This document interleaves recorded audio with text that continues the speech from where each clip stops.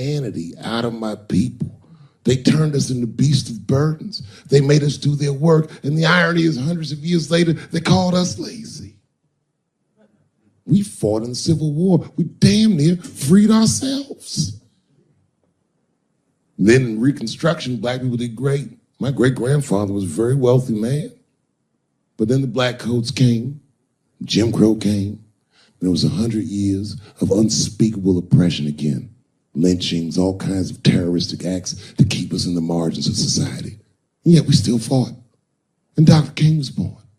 And then things got better. 20 years after Dr. King was assassinated, Michael Jackson was moonwalking on television. Something, something, something, Barack Obama.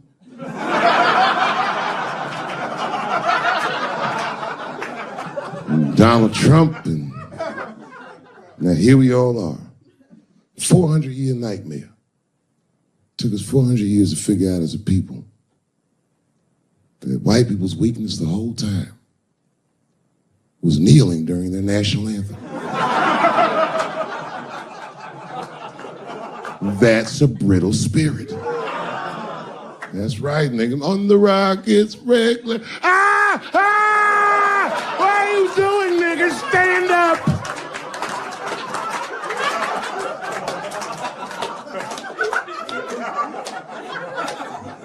The Vice President of the United States got involved.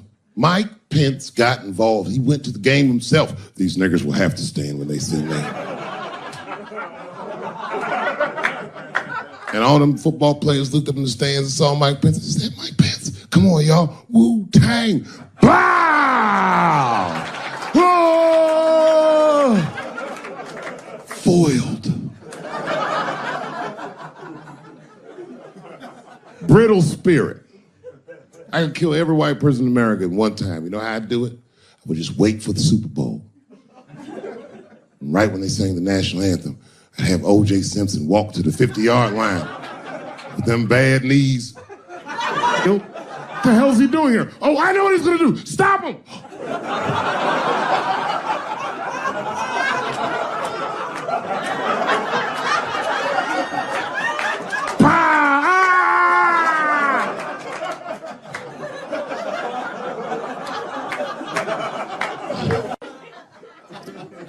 I just want to help. I want to be a good guy. Like, I can't even say the word Me Too anymore. The nigga tonight was like, Dave, I'm going to the comedy club. I was like, I am also going to the comedy club.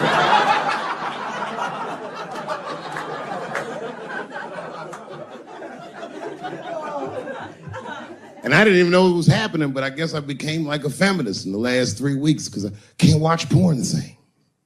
Like, I watch it sometimes, but I can't click on these motherfucking thumbnails, not with those titles. Guy crams young girl in the ass with hard right. I can't click on that. Come on, nigga, give me something I can click on. Dude gets sucked off by a midget. Little person, I say to myself.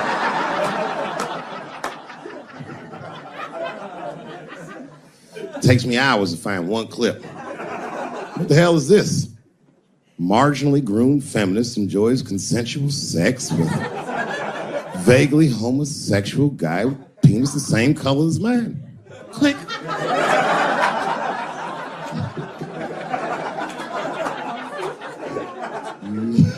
There's a lot of black dudes haven't been getting Me Too. I don't want to jinx myself. You know why, though? Obviously, black women go through the same thing, right? The reason is because black women from slavery won't tell on us because they know that no matter how bad we black dudes are, white dudes are very mean. They're scared to see us get punished. My wife is Asian. She'd tell on me in a goddamn second.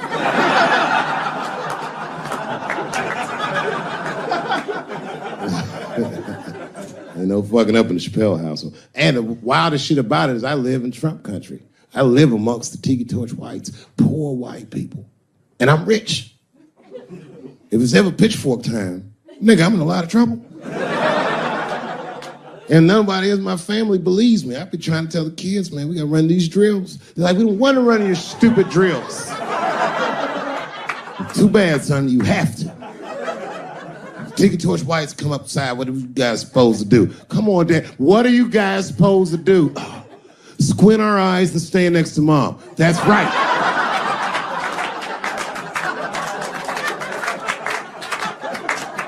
Me, your gun and your groundskeeper uniform. That's right. I'll go outside and see what they want.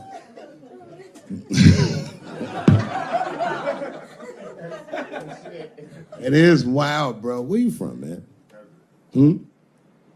Where you from? New York. You from, what, Manhattan? Brooklyn.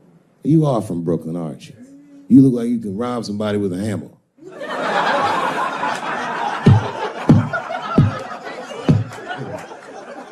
Brooklyn niggas rob you with shit they find around the house. I just got stabbed with a toothbrush. This nigga must be from Brooklyn. You gotta man the fuck up, y'all.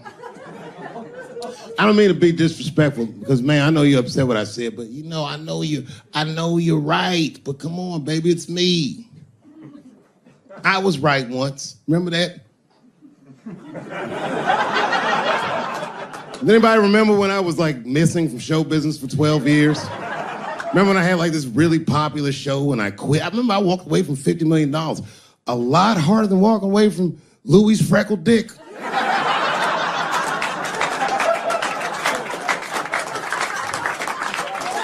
I didn't know that I'd ever work again. And yet here I am tonight. Did my dream die? No. I remember that shit. You don't remember that when I quit my show? Remember I went on the way out the door, I said, something's wrong in Hollywood. I believe they said I smoked crack. That's right, I remember. Remember they called me crazy. So really, you know, you're right, ladies. Congratulations. Enjoy it. And they're coming for you, bitches. They're coming for you. There's one person that's uncomfortable. You know who's the most uncomfortable motherfucker in the room? The nigga that's right. I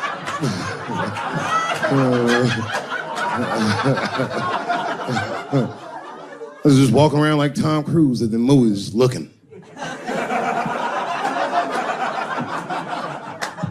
And ruin the whole orgy by accident. It's easier to ruin an orgy than you think. All you gotta do is wait for it to get kind of quiet and then go, ew.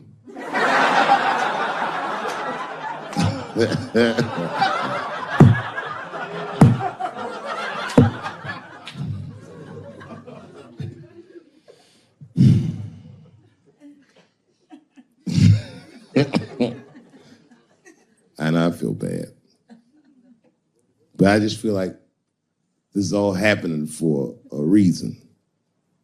And ladies, I want you to win this fight. 10 years ago, I might have been scared, but, you know, I got a daughter now, so if you win, she wins. So I'm rooting for you. And I agree with you. At least ideologically, I do. I don't know if you're doing it just right, but I mean, who am I to say?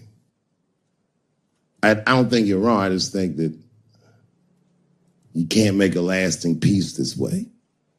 You got all the bad, but the minute they're not scared anymore, it will get worse than it was before.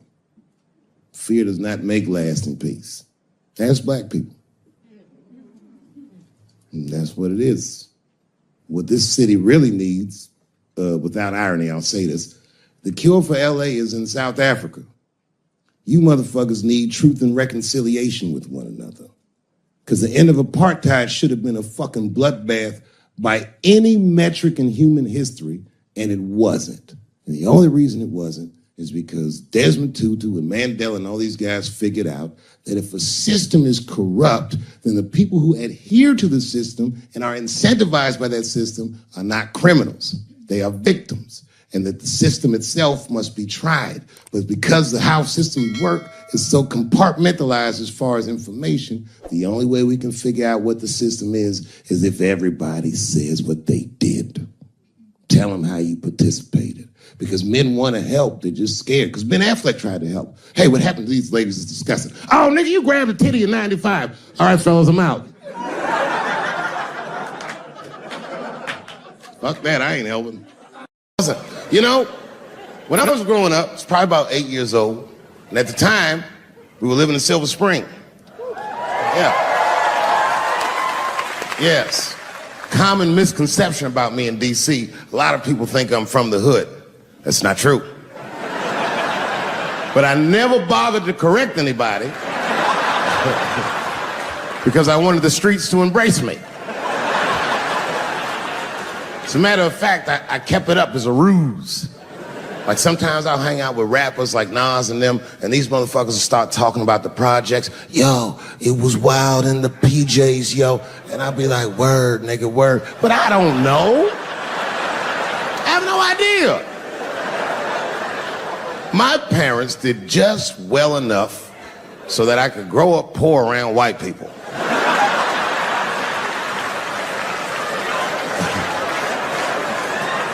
And to be honest, when Nas and them talk about the projects, nigga, I used to get jealous because it sounded fun. Everybody in the projects was poor, and that's fair. But if you were poor in Silver Spring, nigga, it felt like it was only happening to you. I know the pain of that first sleepover at a white friend's house. And you come back home on Sunday and just look at your parents like, y'all need to step your game up.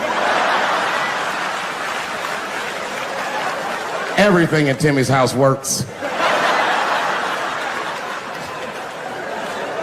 Remember the first time you saw that?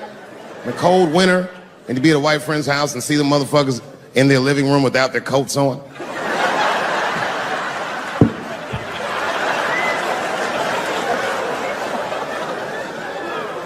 Timmy was one of my first white friends, like, in my life, man. He's a good dude, too. He moved to Silver Spring from Utah, of all places. I guess his family was affiliated with that Mormon church they got down there, and me and him used to hang out. And one day I was at his house, we were just hanging out, and Timmy says, Dave, why don't you stay for dinner tonight? I said, oh, man, I'd love to, but I can't. If I'm not home before dark, my mother will kill me. That was a lie. My mother had several jobs. I hadn't seen her in like 3 or 4 days. At that point in my life, it was my experience that white dinner wasn't delicious.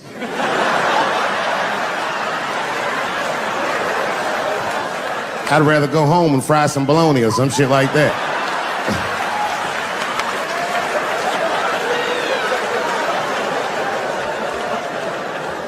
But then old Timmy threw me a curveball I wasn't expecting. He said, it's too bad you can't stay, Dave, because Mom made stovetop stuffing. I said, what the fuck, stovetop? Well, hold on, nigga, let me make some phone calls real quick. I had seen that commercial so many times, I had dreamt of getting my hands on some of that stovetop stuffing. And finally, I met a motherfucker that actually had a box of stovetop in the house. I couldn't miss this opportunity, so I pretended to call my mother. And then I came back and I said, Timmy, you're not gonna believe this great news. Mom said I can stay. And he said, fantastic. He said, why don't you come with me and we'll help set the table and then we can say the blessing. I had no interest in setting this motherfucker's table or saying these crazy ass Mormon prayers. I just wanted that goddamn stuffing. My hands first. My plan was simple. Wash my hands slowly, and by the time I'm done, the table will be set, the blessing will be said, and all that there will be left to do is eat. Went to the bathroom. I washed my hands very slowly. I must have been in there for about 10 minutes. And suddenly, one of his mothers came to the door.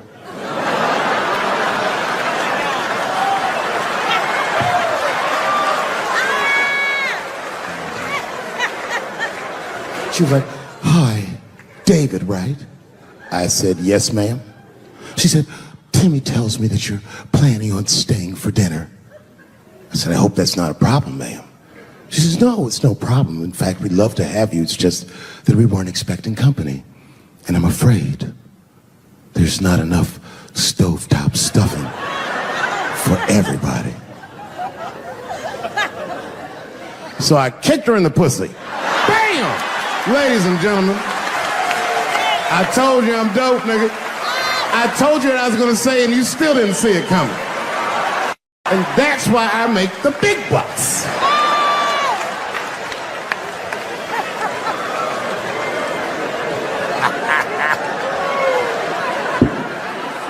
Oh my God.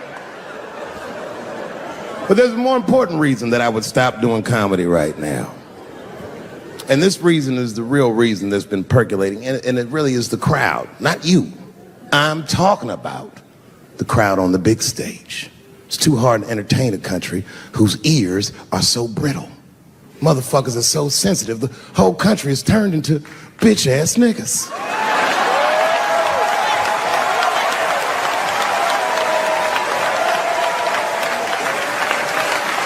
Everything you say upsets somebody. You know, I can remember when it all started. It was when I was doing Chappelle's show. When I was doing Chappelle's show, I used to do the show, and then on the weekends I do like concerts and shit like that. So I'm doing a concert, and there was a couple in the front row, beautiful couple. The wife was obviously Asian. You could see it in her face.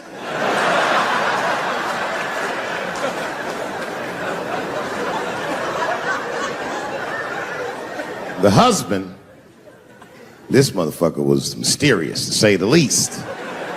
Couldn't quite pinpoint where he was from. Caramel-colored fella, very nice hair, but he could have been from anywhere. Bangladesh, Mexico. I can't guess with a nigga like this. All I knew for sure about this guy is that his wife was a bitch. I could see that in her face, too. No, he was laughing and having a good time, and she was scowling at me at a goddamn comedy show. I couldn't figure it out. And then I realized at some point that she was pregnant, and I was smoking on stage. I said, oh my God, that's probably why she's mad. So I started to put my cigarette out, but then she hit me with one of them fake non-smoker calls. So I just kept smoking. I thought to myself, bitch, that baby will be fine, relax. And I tried to break the tension. I just asked her. That's all I said. I go, hey, where are you guys from anyway? And I could tell that she was on to me. She goes, very condescendingly, she says, I'm from California. If you're asking my ethnicity, I am Chinese. He was like, I'm Mexican, bro.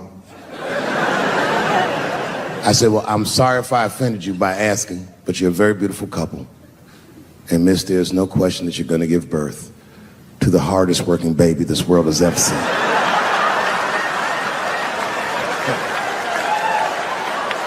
That's not a bad joke. She got very upset. She got up to leave immediately, but she didn't just leave. She had to take one last dig at me on the way out. I will never buy one of your fucking DVDs again, Dave Chappelle. I said, ma'am, with all due respect, Chinese people don't buy DVDs.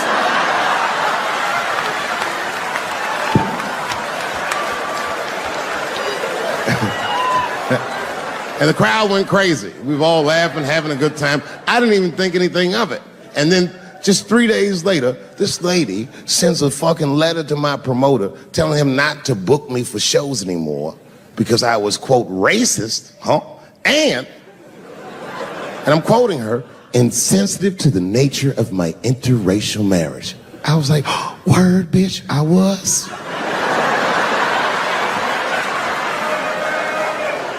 If she would know that I myself am in an interracial marriage. That's right. In fact, my wife is Asian too. Surprise, bitch, I'll see you on Thanksgiving.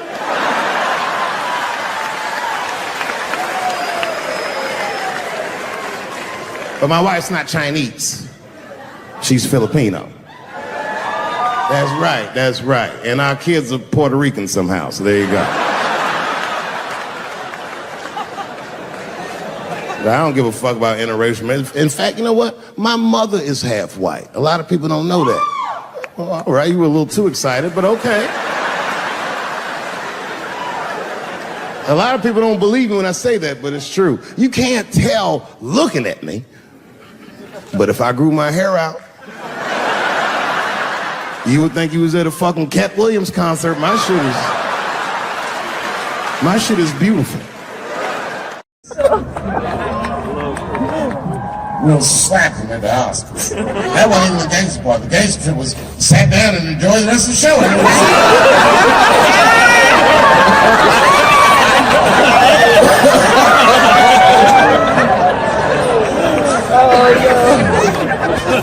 Wow!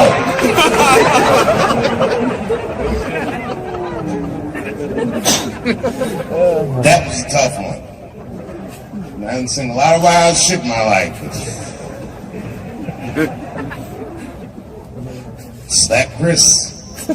Now, I don't know whose fault that was. I don't know what was going on. Chris is my man, but you know what I mean? You don't have no easy delivery. I saw that shit. Can't wait to see it.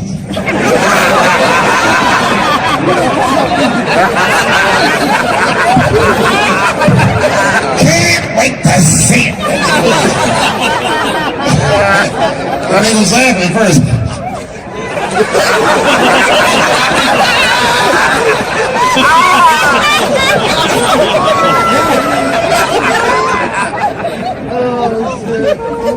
That was a tough one.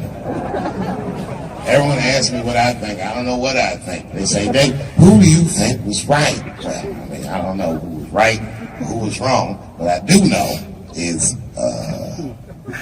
it was Will's dream that night. Right? Everybody on the internet was like, if he would never slap Dave Chappelle like that, or if he slapped Dave Chappelle, some shit like that. You know what I think when I see shit like that? Shut the fuck up. You're gonna get me slapped. He look like he slapped anybody. The fuck was that? Movie star slapping. That slap was wild. The war in the Ukraine stopped for 3 minutes when our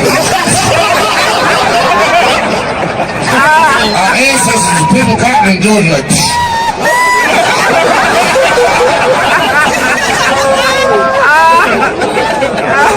boy slap!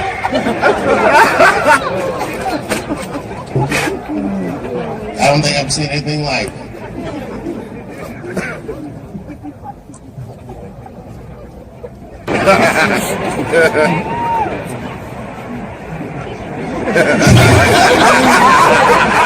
He had an abusive father. He survived that, found rap music, became the first rap artist to ever win a Grammy, and then seamlessly made the transition from rapping to acting with The Fresh Prince of Bel-Air. Bit of a break from the norm, just a little something to break the monotony of all those hard. Transgenders are gangsters. I used to do business with a transgender in Hollywood. Man, everybody would be scared of her in the boardroom. She'd walk in there, newly minted woman, high heels, purse. Wouldn't say anything to us, just walk around the conference table looking mean as shit.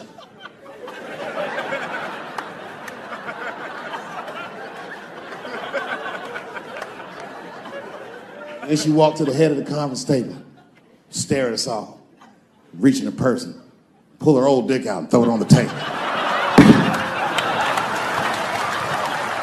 Let's talk business, gentlemen. Ah! And sitting next to the bees, all the way in the back seat by themselves, looking out the window, that's the T's. Everybody in the car respects the T's, but everyone also resents the T's. It's not the T's fault, but everyone in the car just feels like the T's are making the trip take longer. Anything the T's say gets on everybody's nerves. And then the T's don't even say anything bad. They just be in the back talking to themselves. I'm hot. Shut up. Shut the fuck up, okay? Just roll the window down, you bitch. I don't know what you... What? Just said I was hot. Can you pull over at the next exit? I need to use the restroom. There is not a restroom for you for 4 states, nigga. Will you just shut the fuck up so we can get where we're going? My wife's friend, Stuart, told me that. My wife has a lot of gay friends. Stuart's their leader. She has a lot of gay friends. And I don't like them. Not because they're gay, I'm just judging them on the merits of their character. They're just not nice dudes. They're rude house guests. They're sitting on my couch, giggling with my wife, eating my mother macaroons. And I come in, they act like the party's over. Hey, Stuart, what's going on? This guy talks to me the way a cat would speak if a cat could talk. Hi, David.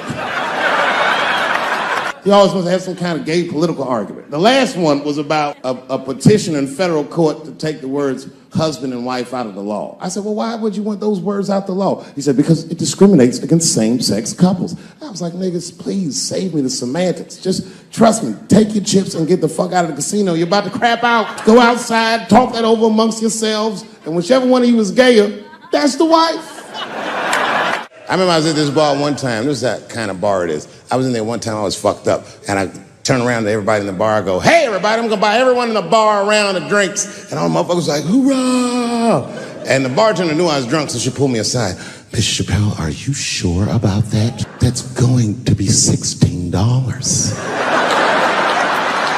Guess who was in the bar? I thought I was seeing things. I looked across the room and I saw the trans bitch from the picture. I said, what is a trans person doing in a place like this? This is very dangerous behavior. And she was with 2 big, buff, gay black dudes.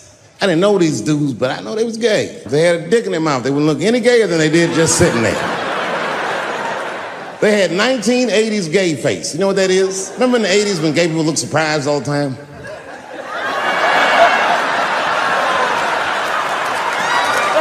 Stuart educates me about this movement, you know what I mean? I didn't even know shit about it. He told me it's called LBGTQ.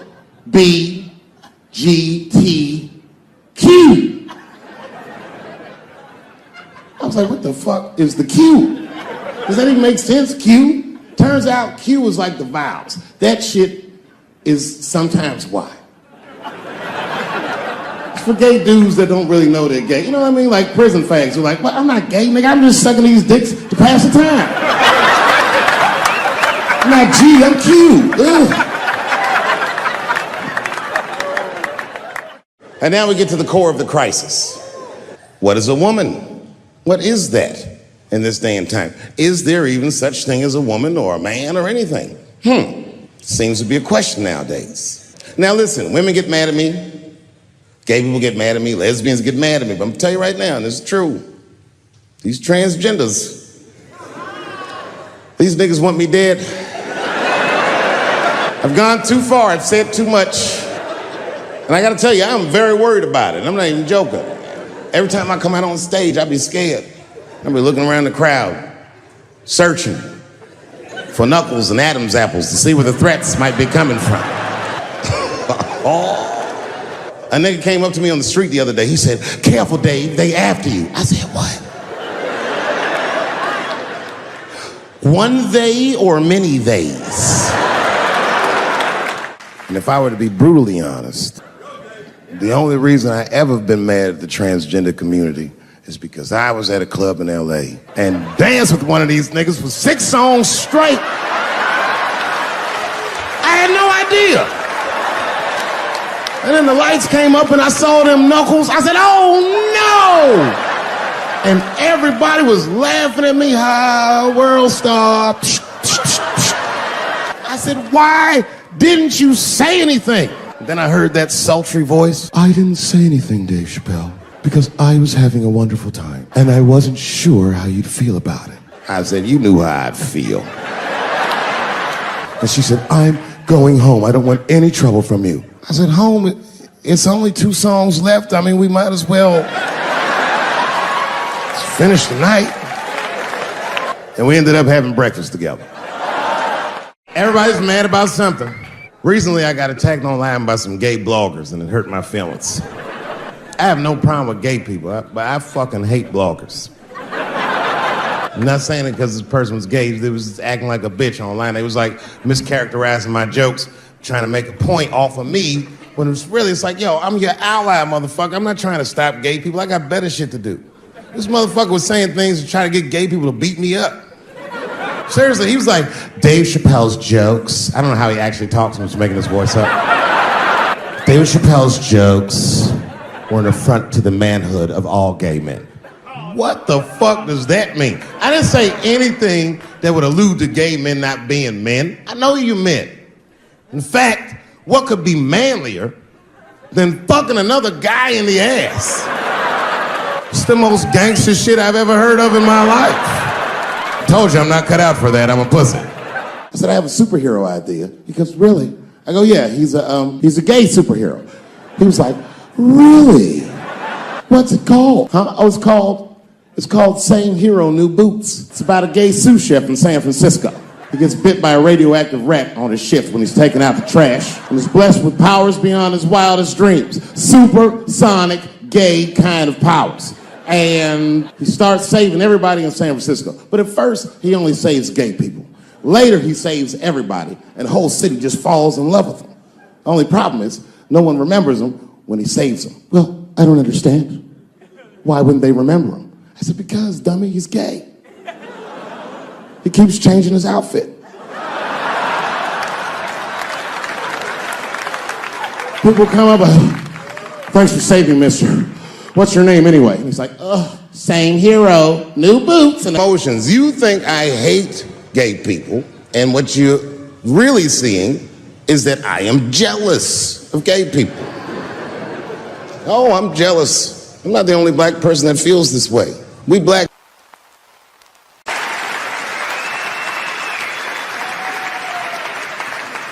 I'm just afraid of being attacked. Happens to the best of us. Don't ever forget what happened to that French actor. You know what I'm talking about? Juicy Smouillet. He's a very famous French actor.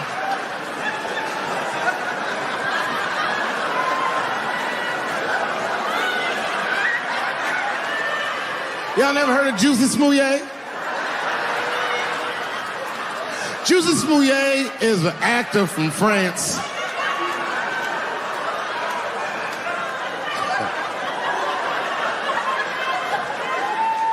And he became famous on a show called Empire. One night, he was in Chicago late at night and was the victim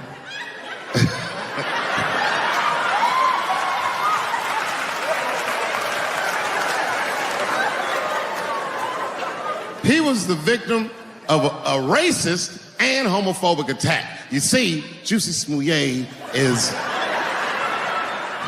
gay and he is black, not just French.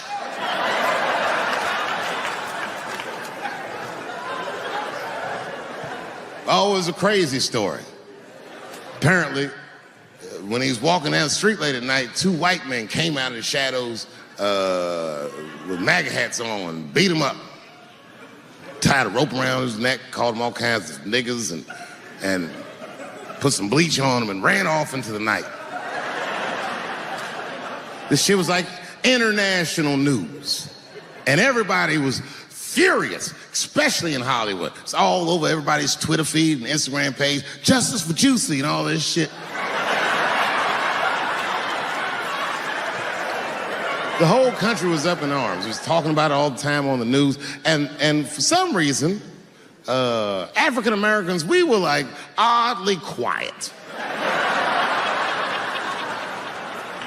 We were so quiet about this shit that the gay community started accusing African American community of being homophobic for not supporting him. What they didn't understand is that we were supporting him with our silence. Because we understood that this nigga was clearly lying.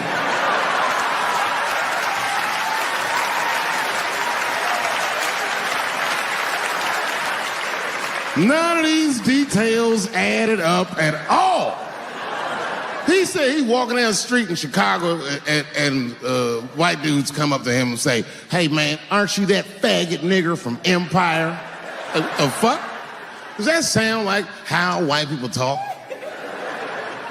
I know white people. They don't talk like that. Are you that faggot nigga from Empire? They would never say that. It sounds like something that I would say.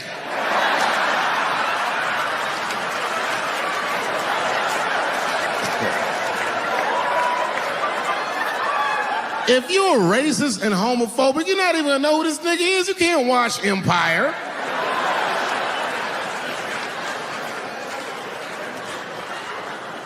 Black people never feel sorry for the police, but this time we even felt sorry for the police. Can you imagine if you was a police veteran taking this kid's police report? Okay, Mr. Smoulier, please tell me what happened.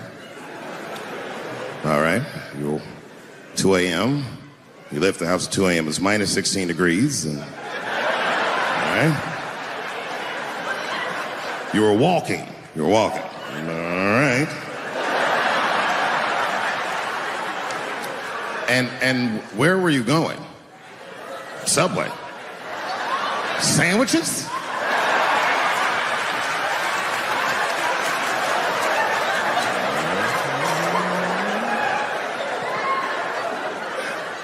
That's when the men approached you? Did you see them? Do you have any? Okay, what they have on? MAGA hats. MAGA hats on in Chicago. Excuse me one second, Mr. Smoulier. Frank, come here for a second.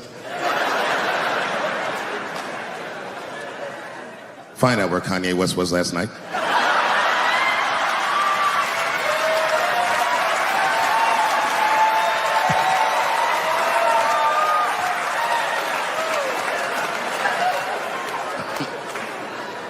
Such a fucking outrageous story. He said they put a rope around his neck. Has anyone here ever been to Chicago?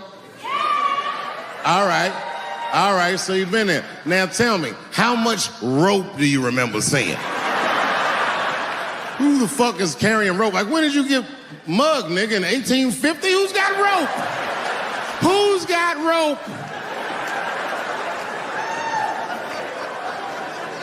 Man, that shit was awful. So, okay, I'm doing a show somewhere, and I'm on stage, and I was a little drunk, you know.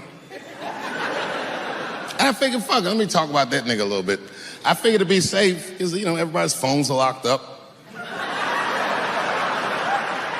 And I went in on this kid. I was talking all kinds of shit. Now, I didn't know that there was a journalist in the audience. And unfortunately for me, that motherfucker took impeccable notes.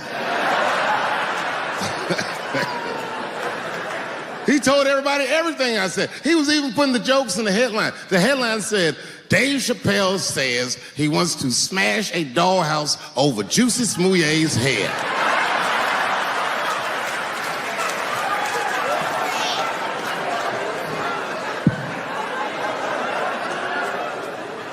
I thought for sure when I read that headline, I said, well, that's it for me. I'm canceled.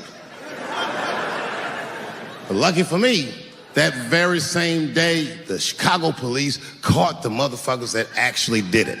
And hilariously, they were both Nigerian. Not only were they not white, they were very, very black. They were Nigerian, which is the funniest shit. The whole story is funnier now. This is MAGA country, you faggot nigga.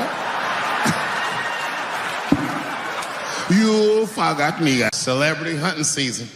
Doesn't matter what I say, they're gonna get everybody eventually. Like, look, I don't think I did anything wrong, but we'll see.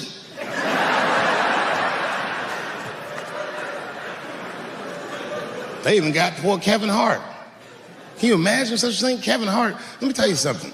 It was Kevin Hart's dream to host the Oscars. That's what he told me. Now, I remember when he told me, because I was thinking to myself, well, that's an awfully strange dream for an African American. What kind of nigga dreams of hosting the Oscars? Kevin did, that's who. And he did it. Against all the odds, Kevin became the most famous comedian this world has ever seen, and he got the job that only one black man before him had. He was gonna host the 80th Oscars. And I don't know what you know about Kevin, but I know Kevin Hart is damn near perfect. As close to perfect as anybody I've ever seen. In fact, Kevin is precisely 4 tweets shy of being perfect. 10 years ago, Kevin had made some very homophobic comments. And I'm not gonna repeat what he said, because this is Atlanta.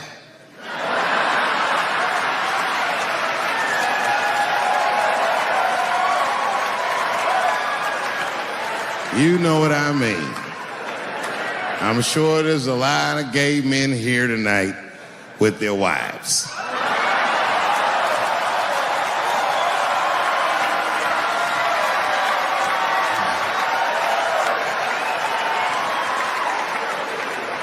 Far be it from me to offend anybody. All right, I'll tell you what he said. But just remember, these were not my words. These were Kevin's words. And it was a long time ago. And I'm paraphrasing because I'm not good at telling other people's jokes. Okay, Kevin said that if his little son was demonstrating or exhibiting homosexual behavior around the house, that he'd chastise him. He'd say, hey, that's gay. And then he said he would smash a dollhouse over that child's head. Ooh, the gay community was furious. And I don't blame them. I got a lot of gay friends. And all of them, 100% of them, all have told me fucking horror stories about the shit they had to go through just to be themselves. Crazy, crazy stories. And in all those stories, I gotta say, not one of them has ever mentioned anything like their father smashing a fucking dollhouse over their head. Because clearly Kevin was joking. Think about it. You would have to buy this nigga a dollhouse to break it over his head in the first place. Does that sound right? Is anybody gonna do that? The gay community was upset, and then they put so much pressure on the Academy of Motion Pictures and Sciences that they went to Kevin and said, if you don't apologize to that community, then you cannot host these Oscars. And then Kevin said, fuck it,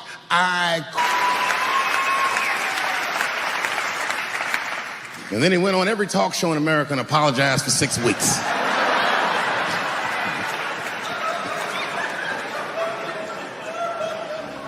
So that, and I came to Duke Ellington, and it was better than I could have ever imagined.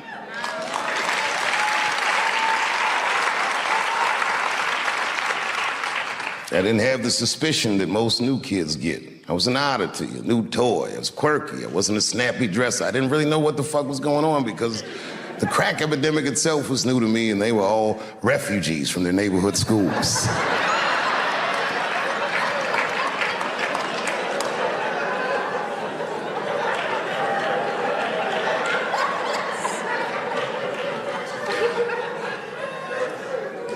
In the morning, we would have our academic classes, and then in the afternoon, we would have our arts classes. It was a long school day. We started at 8:30. We wouldn't leave here at 5, sometimes 5:30, whenever they saw fit.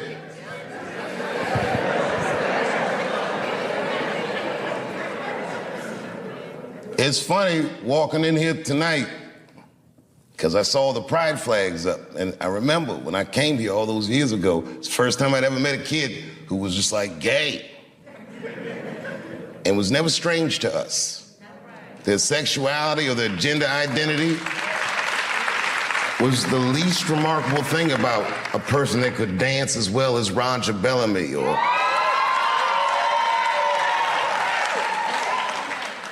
there was no distinction between any of that. Everybody was weird in their own way. And in a very strange way, because we spent so much time with one another, we helped raise one another.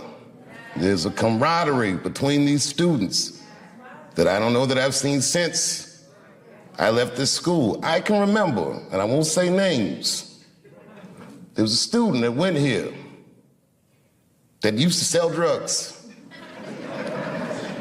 Well, it wasn't just a student, but this particular guy.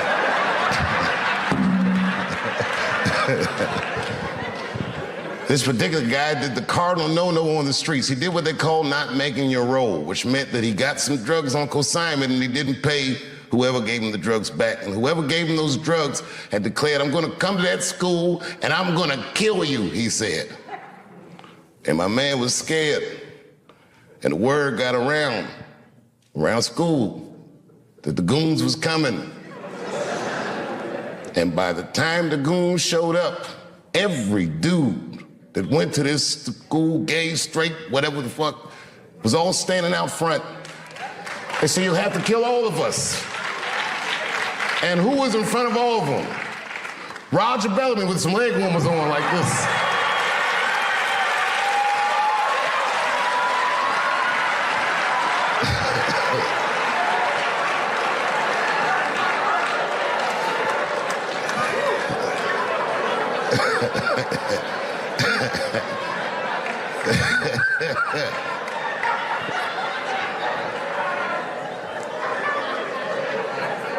I started making friends that are still my friends to this very day, lifelong friends. In 1987, I moved back from Ohio to D.C. and enrolled in Eastern High School and did... You must not have went there when I went there, champ.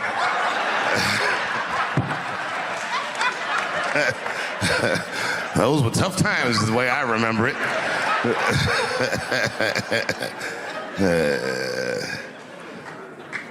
When I had gone, I lived with my father for 3 years. I went to middle school in Ohio, and when I'd gotten back to Washington, the crack epidemic was in full swing, and the city was largely unrecognizable to me. I was an older kid, and kids my age were doing a lot of wild things that I didn't know that kids would do. I'd never seen a kid with a pager before. I didn't know anything about selling drugs or any of that shit. All I knew was every day when I went to Eastern, I didn't feel safe.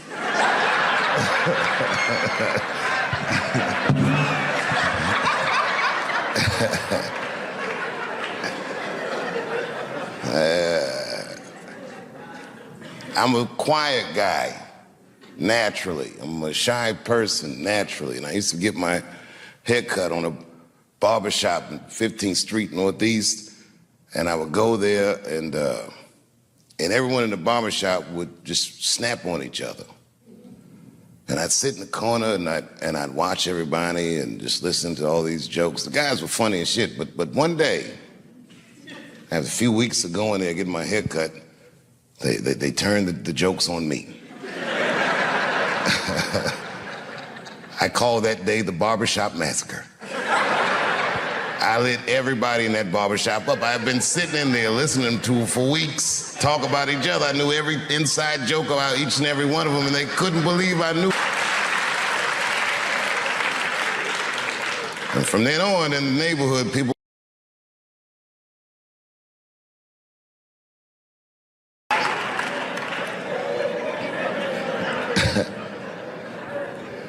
The school year was already in full swing, and Ellington has a policy that they don't let people just come in the middle of the year. But Linda Gravatt, who was the head of the theater department at the time, very graciously took a meeting with me and my mother, and I get emotional thinking about it. Anybody that went here,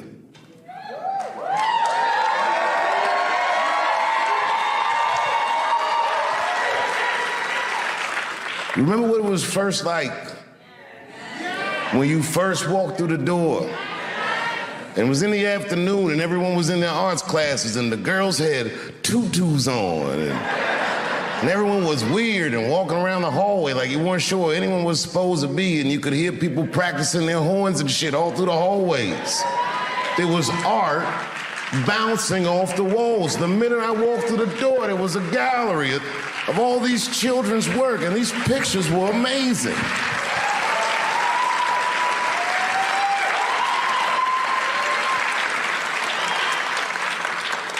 My first thought, when I walked through that door, I'm not good enough to be here, I'm sure.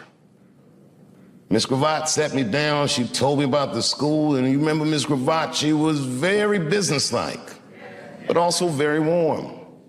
She was intimidating, but palpably kind. She was a paradox of a human being. And she gave me a date for an audition. My mother said, okay, Dave, it's on you. Now, those of you who know me know that I didn't prepare for that audition. That audition was like a possession. It was just something that I was proud to have.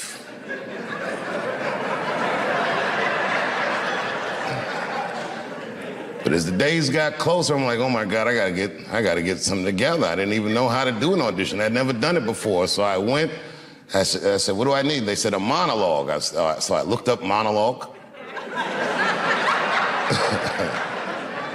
And I went to the library, the MLK library, this huge library, so I gotta find something. And I found a piece in one of those yellow script books. It was a monologue by Mark Twain called The Judge's Spirited Woman. I learned it in a night. You know, it was not hard for me to memorize things. The next day, it was a Saturday, I think, and I came to the school, and they auditioned in what used to be this room, the original theater at Duke Ellington School of the Arts. And all the department heads sat in here, and the lights are in your eyes, and there's a bunch of kids who already go to the school who come on Saturday just to see who might be coming.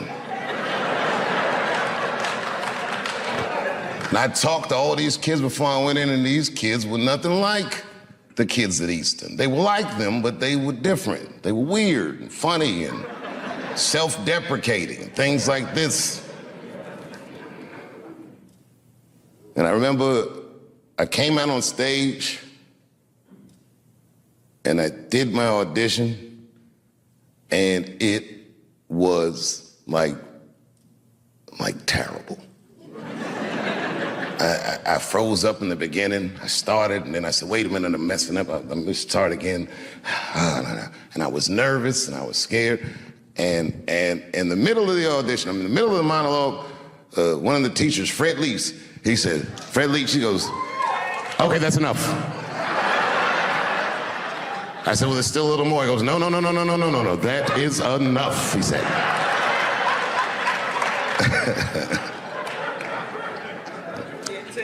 And I can't tell you, like, I was crushed. Without saying his disapproval, I knew and stunk. And I was right. When I walked in here, I knew I wasn't good enough to go to this school. And I thought to myself, fuck this school, that's stupid anyway.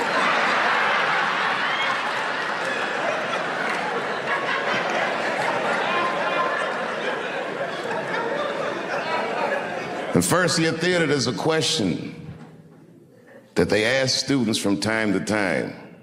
And it's a make or break question. And when you ask this question, you don't know. And the question is this. They say, why do you want to act?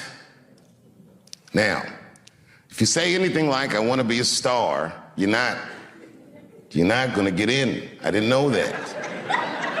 And I figured I already blew the audition, so I told him the truth. He said, why do you want to act? I don't. That's what I said. And they said, well, then why are you here? I said, because I want to be a comedian, and some comedian told me that if I want to be a good comedian, I need to learn how to act. And the teachers look at each other and go, thank you very much, and I left. And I was walking down the hallway, kicking rocks.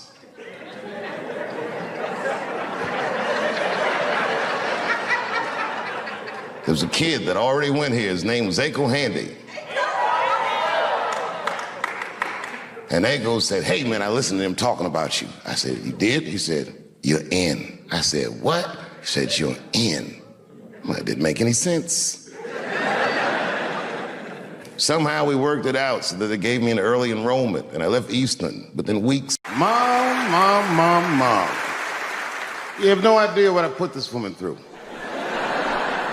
If you had just given birth to me, that would have been more than enough. But the fact that she raised me and raised me well, we had a real oral tradition in our house. I knew the word griot when I was a little boy. A griot was a person in Africa who was charged with keeping the stories of the village. Everyone would tell a griot the stories, and they would remember them all so that they could tell future generations. And when they got old, they'd tell them to someone else. And they say in Africa, when a griot dies, it's like a library was burnt down. And my mother used to tell me, before I ever thought about doing comedy, she said, you should be a griot. And she'd fill me with every story of black life. You know, she's educated in African American studies, and she would let me understand the context that I was being raised in. That I'm being raised in a hostile environment that I have to tame. By the time I was 14 years old, I was in nightclubs, mastering an adult world. It was terrifying. The crack epidemic was going on, and my mother would hear gunshots outside and be scared to death. Maybe it's my son. But early in my career, if you remember, Mom, you used to sit in the club with me. She'd do a full day of work. You'd be back there falling asleep, just waiting for me to go on. She would watch my show every night. Do you know how long that car ride is home?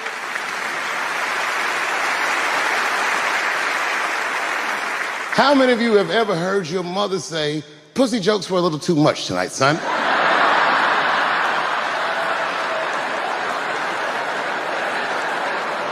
I was a soft kid.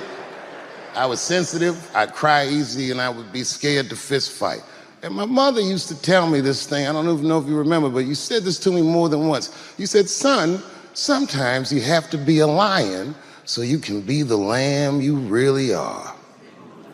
What is happening in Hollywood that a guy that tough will be on the street waving a gun, screaming, they are trying to kill me? Yeah. What's going on? Why is Dave Chappelle going to Africa? Why does Mariah Carey make a $100 million deal and take her clothes off on TRL? A weak person cannot get to sit here and talk to you. Ain't no weak people talking to you. So what is happening in Hollywood? Nobody knows. The worst thing to call somebody is crazy, is dismissive. I don't understand this person, so they're crazy. That's bullshit. These people are not crazy. They're strong people. Maybe the environment is a little sick.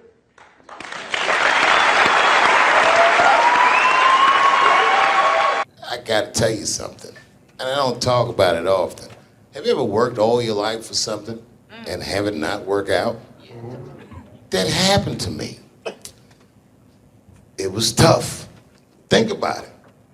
I was gone for 12 years. It's not a little bit of time. It was hell. I watched other niggas that I knew become very famous. I watched the world go on without me. I mourned the loss of it, and after a while, I didn't care. Coming back was terrifying. I understand what I am.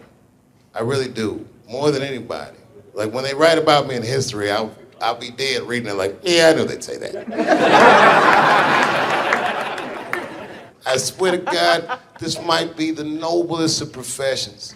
Robin Williams had a bar that I loved. He said, comedy is the only job you can have where you can use everything you know. And that's true. You can use more than you know. You can use what you think. Use it. Don't be afraid. Don't let these bitch-ass niggas button your lip. I watched one of these nature shows one time, and they were talking about how a bushman finds water when it's scarce.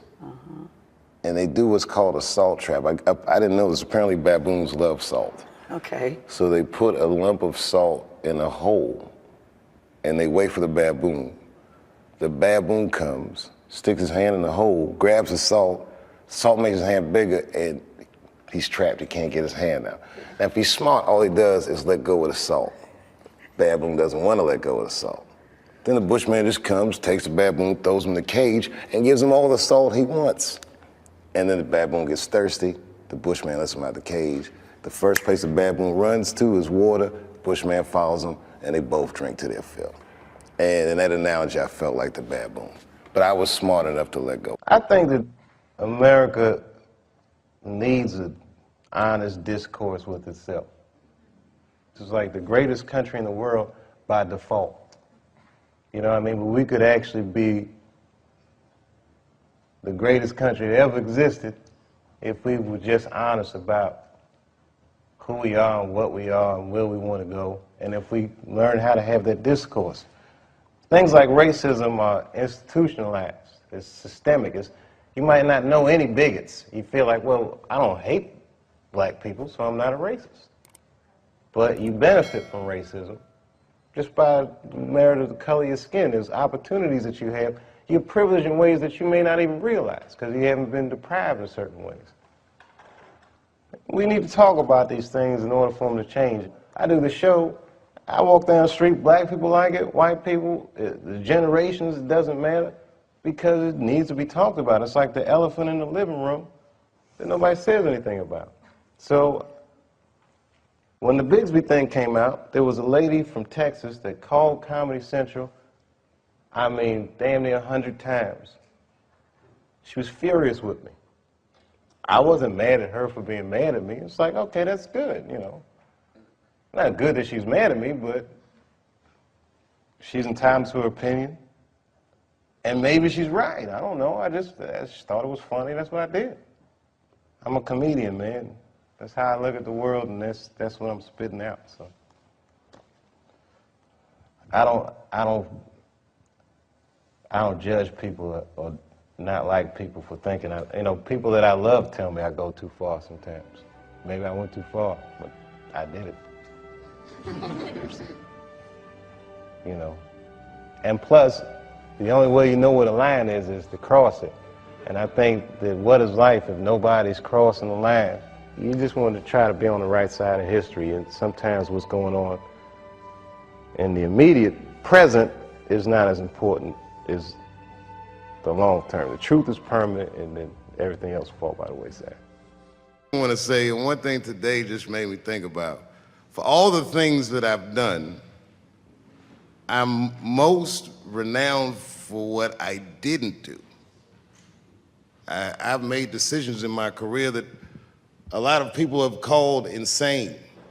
2004, had a $50 million deal on the table, and in a crisis of conscience, flipped the table over and walked away. Went to South Africa. Everyone said I was running away from the money. That is not true. In fact, I still want that money.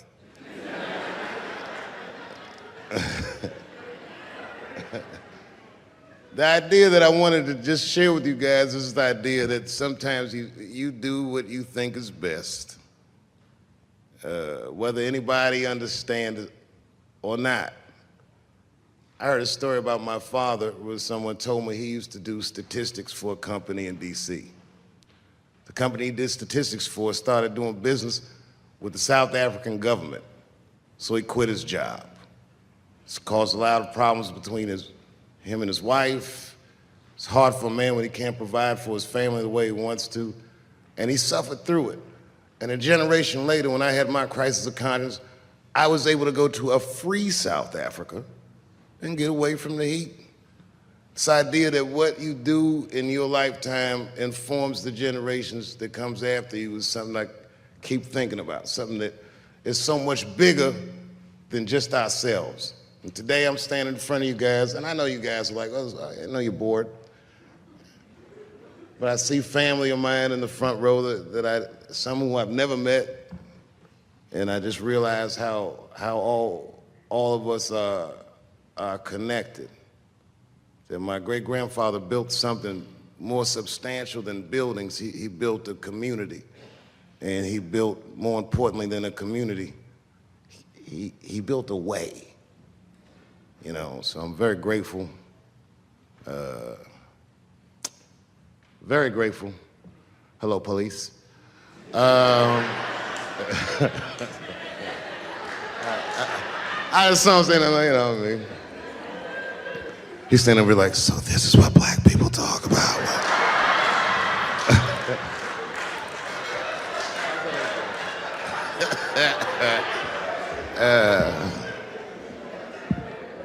I just want you guys to remember, you know, that right now there's this thing where ethics aren't what they used to be. This idea that people are trying to replace the ideas of good and bad with better or worse. And that is incorrect.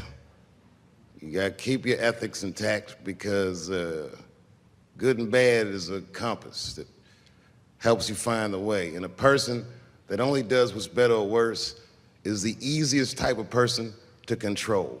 They are a mouse in a maze that just finds the cheese. But the one who knows about good and bad will realize that he's in a maze. So, that being said, I just hope that all of you guys transcend whatever you see as your obstacles, and that you live outstanding lives, and that you stay connected to your communities because you have so much power there, and that you grow your communities and you diversify your communities, and that you don't let anybody tell you you can't or to be afraid. It's okay to be afraid because you can't be brave or courageous without fear. The idea of being courageous is that even though you're scared, you just do the right thing anyway. So in 2004, I walked away from $50 million, and in November, I made a deal for $60 million. So,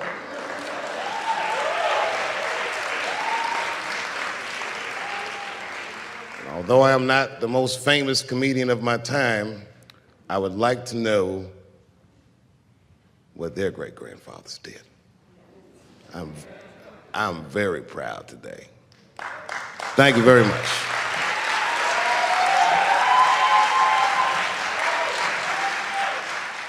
Oh boy, I'm very nervous. No pressure. During the Civil Rights Movement, I can't read what's on the teleprompter. Some about Black America and white America. There's Black Americans and there's white Americans. We're all one America. So if you don't mind, this is not live, is it? I imagine whatever I say, you could just edit it out. Let's try it a few ways. Lou, are you in the booth? I am. All right, good. You know what, Lou? Let's just play around with it and see if we can get it right and get this clip package on, and then let me go home. All right? You got it. All right. Ready. All right. Count me in. 5, 4, 3, 2, 1. Wu-Tang. I'm just with you, Lou. Let's do it again. We're gonna do it again. We'll get it right. Here we go, Dave. 5, 4, 3, 2. You know, when I was a comedian starting out in Washington, D.C., right here in this city, 1988, I'll never forget this. It was a comedy club owner that banned profanity from his comedy club. He said it offended his audience, and this was a cause of major concern for all the comedians in the circuit. And we all called a meeting, and we had the owners come, and it was the club owners, and it was the comedians. It was the classic labor dispute. The club owners laid out their case. There cannot be profanity in these clubs because that offends people. And there's a comedian who's still a good friend of mine to this day. He lives right here in Washington, D.C. He stood up. And he said, he's black, I should tell you, because it's important to the story. He says, I use profanity because I live a profane lifestyle. He says, I don't have an insect infestation in my house. I have roaches.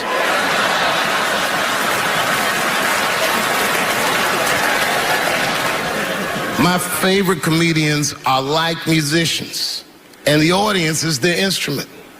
And the music they make is your laughter. And that's the laughter that I scored my entire life to. So now, some of my favorite American comedic composers. Thank you. When I lose my job, I lose my man. Treats me like a dog. He called me a dog. Yes, he did. One day he called me an old dog. Sometimes I wished I was a dog and he was a tree. When you stop and think, football's a fair sport for my people. Only sport in the world a Negro can chase a white man and 40,000 people stand up and cheer him. See, in my neighborhood, the kids have a kind of a dubious reaction to that whole Santa Claus concept. They just don't believe that a white man will ride a reindeer through Harlem after midnight. In truth, white friend, it's you that all look alike. But look at the black people around you. We're all different colors. Black walnut, burnt almond, chocolate mocha, pecan, vanilla, yellow, mellow, light, bright, and damn near white. We come from the first people on the earth. You know? The first people on the earth were black people. We the first people had thought, right? We was the first one to say, where the am I? And how do you get to Detroit? I think maybe like 30 years ago, there was a woman that wanted to sing, and a black lady that sang opera that wanted to sing. What was her name? Mary Anderson. And this place was like segregated, and they couldn't sing here. And here we are, like not even 50 years later, a 22-year-old black man on stage getting paid to hold his. God bless America. I gotta go now. Y'all take it easy. Bye-bye.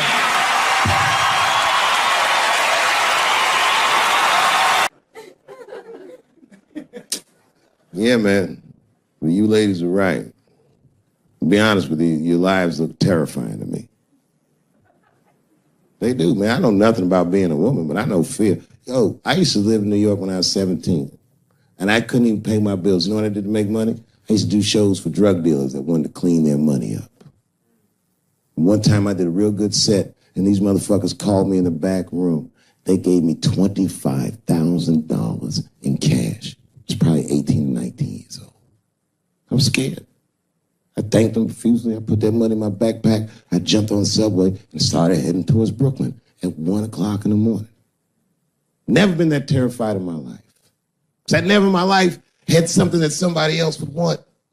I thought to myself, Jesus Christ, if motherfuckers knew how much money I had in this backpack, they'd kill me for it. Then I thought, holy shit. What if I had a pussy on me all the time?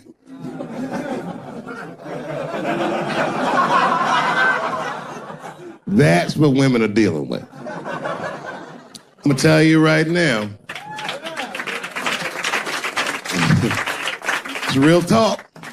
If them same drug dealers gave me a pussy and said, put this in your backpack and take it to Brooklyn, I'd be like, nigga, I can't accept this.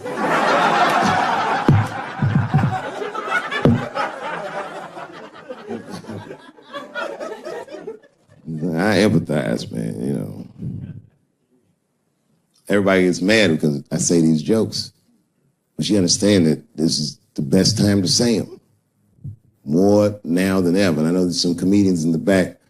Motherfucker, you have a responsibility to speak recklessly. Otherwise. New York Times said that Louis C.K. jizzed on his own stomach.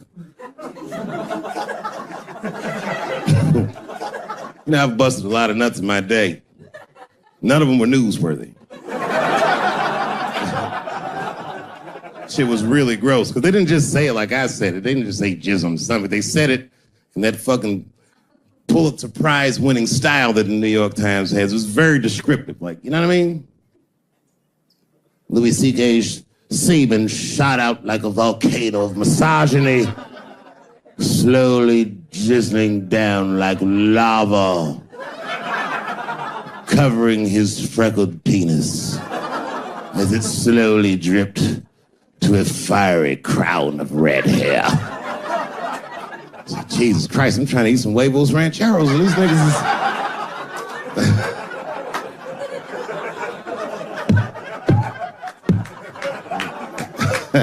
And you know the tough part, being a comedian, knowing the motherfuckers, everybody comes up to me like, did you know?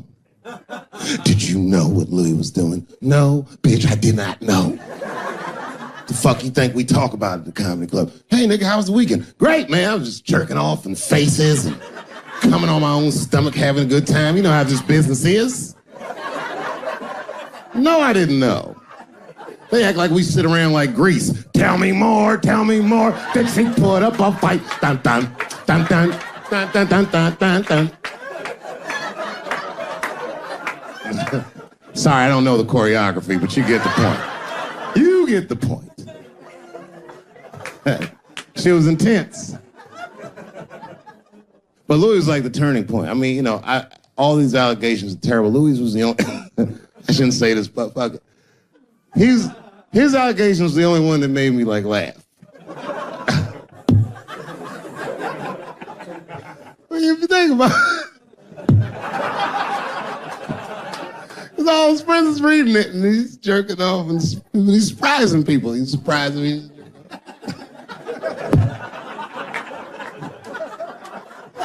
I just picture all the comics and comedy just reading it like, what?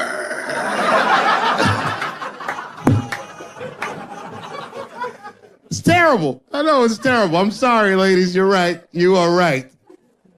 But at the same time, I mean, you know what I mean? I don't know.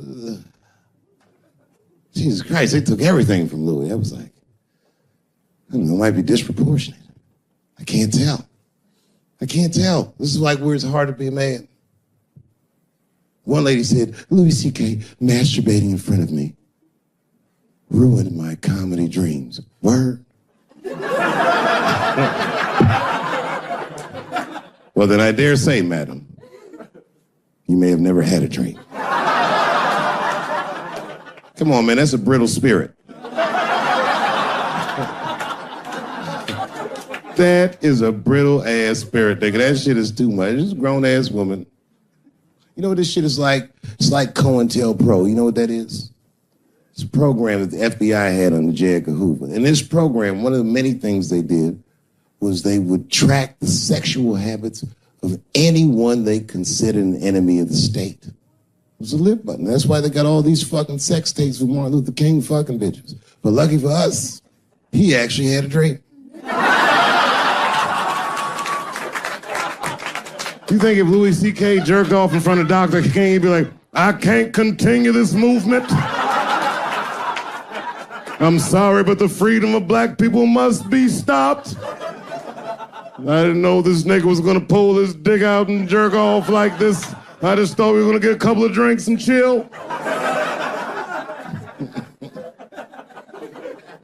Show business is just harder than that. Them women sounding like, I hate to say it, y'all, they sound weak. I know it sounds fucked up, I'm not supposed to say that, but one of these ladies was like, Louis C.K. was masturbating while I was on the phone with him. Bitch, you don't know how to hang up a phone?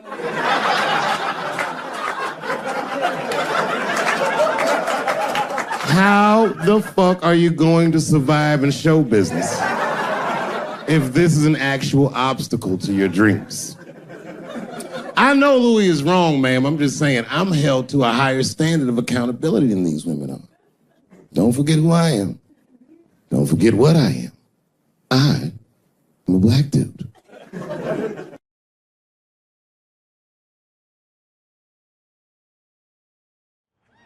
Well, this has been fucking wonderful.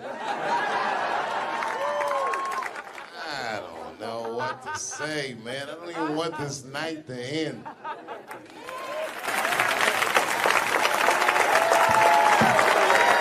I promise you, whoever cares the most, I care at least as much as them. I know what I got, because I lost it all. I gotta tell you something, and I don't talk about it often.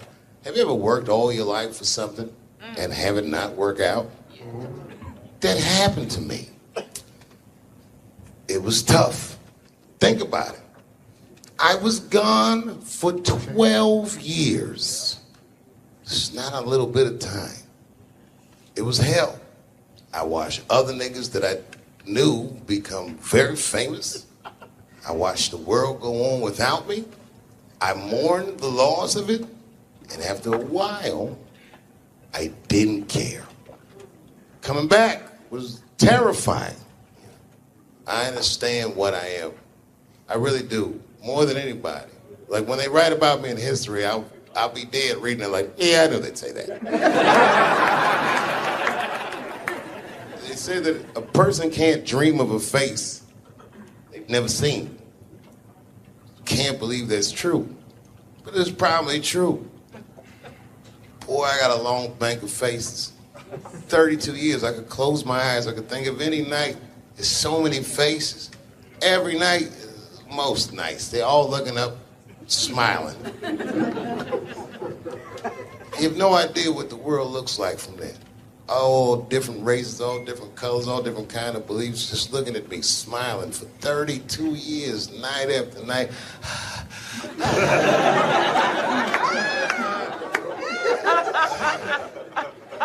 No comedian take that for granted. I swear to God, this might be the noblest of professions. Robin Williams had a bar that I loved. He said comedy is the only job you can have where you can use everything you know. And that's true. You can use more than you know. If you use what you think, use it. Don't be afraid. Don't let these bitch-ass niggas button your lip. Say it anyway.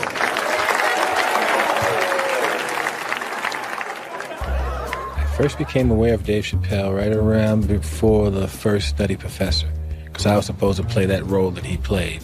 And then I kind of saw him, and I was like, hey, that guy, right, that kid would be funny playing that role. I try to be peaceful, but next it's time for Reggie to karate-size your ass. Woo! Dave is so much smarter than everyone.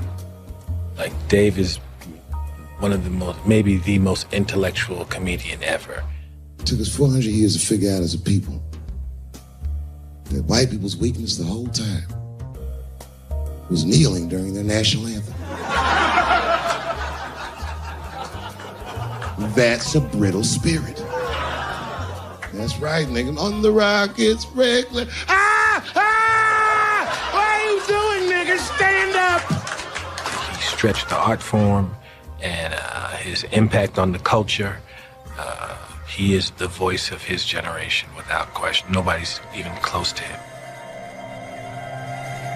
No, I've had to learn, and that's where Dave Chappelle has been a wonderful friend and mentor. What did Chappelle say to you that helped you with that? Chappelle said to me, we were doing a show at Radio City together. It was during his run. Right. And I was Genius. I was on one of the shows, and he said to me, I said, man, what am I going to tell these? Because I was like, I'm going to do comedy before Dave Chappelle. I was like, Dave, what am I even doing here? And Dave said, and I said, I don't even know if I'm funny enough to be here. I said, you're nice, and I think I'm a really funny guy, but what am I doing here? And Dave said, look, man. He said, you don't understand something. He said, you're not here because you're funny. He says, I know 100 funny motherfuckers out there. He said, you're here because you're interesting. And he said, anyone can be funny. Not everybody can be interesting. Not everyone can make an audience listen to what they're saying.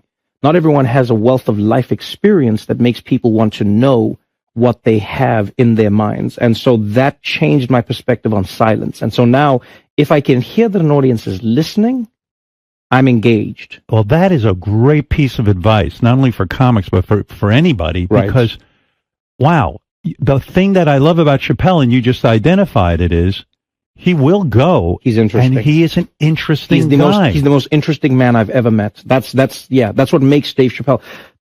Many people are funny. There's a lot of funny stand-up comedians all over the world. Yes. But what makes Dave Chappelle is that he is interesting. It's how he sees the world between the jokes. But all jokes aside, Kevin Spacey shouldn't have done that shit to that kid. He's 14 years old and was forced to carry a grown man's secret for 30 years.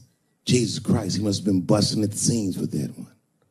The saddest part is that he was able to carry that secret for 6 more months. I would get to know how House of Cards ends. Loved was, I can't believe that I've been in this business long enough that we're like the older guys now. It always blows my mind that I'm like 5 years older than Dave Chappelle, because he was already a made guy when I came in. So I always look at him like he's got 10 years on me, or 15. And, just when I watch his act, I'm like, this guy's clearly been doing this a good couple of decades longer than me. And the reality is, I think he's only been doing it like 6 years longer than I have or something like that. He's fucking amazing. And what I love too is just, he's that same, with all that's changed, everybody getting offended, all of this fucking crap, how you get in trouble, he hasn't changed at all. He's just like that same guy that I saw way back in the day when I used to go to the Boston Comedy Club and watch him go on at like 2 a.m. and just start murdering at 2 a.m. And I remember I used to always sit there going, how do you do that? How are you that funny at 2 a.m. in front of a crowd that gave up on the show like an hour ago, and they're tired and they just want to go home? That second he steps on stage, boom, he just like, he just starts fucking killing. Dave's a beast. Dave's a beast, man. That's the only man that puts a little fear in my heart. I'm like, okay, it's real. What's he doing? Do you watch him? Do you watch him? Totally. You study? Totally. I got Chappelle. I got an app. I follow him. I'm like, you know, my man Prince Paul always says, competition keeps you in condition. True. You know? So yeah, that's my man right there. The other real special shout out I gotta make, because none of this would have been possible on any level without this person, is my mother. Mom. My mother. Mom. You have no idea what I put this woman through. If you had just given birth to me, that would have been more than enough. But the fact that she raised me and raised me well, we had a real oral tradition in our house. I knew the word griot when I was a little boy. A griot was a person in Africa who was charged with keeping the stories of the village. Everyone would tell a griot the stories, and they would remember them all so that they could tell future generations. And when they got old, they'd tell them to someone else. And they say in Africa, when a griot dies, it's like a library was burnt down. And my mother used to tell me, before I ever thought about doing comedy, she said, you should be a griot. And she'd fill me with every story of black life. You know, she's educated in African American studies, and she would let me understand the context that I was being raised in. That I'm being raised in a hostile environment that I have to tame. By the time I was 14 years old, I was in nightclubs, mastering an adult world. It was terrifying. The crack epidemic was going on, and my mother would hear gunshots outside and be scared to death. Maybe it's my son. But early in my career, if you remember, Mom, you used to sit in the club with me. She'd do a full day of work. You'd be back there falling asleep, just waiting for me to go on. She would watch my show every night. Do you know how long that car ride is home?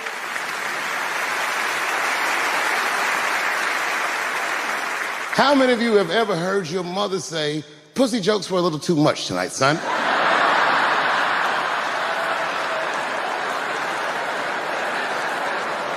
I was a soft kid.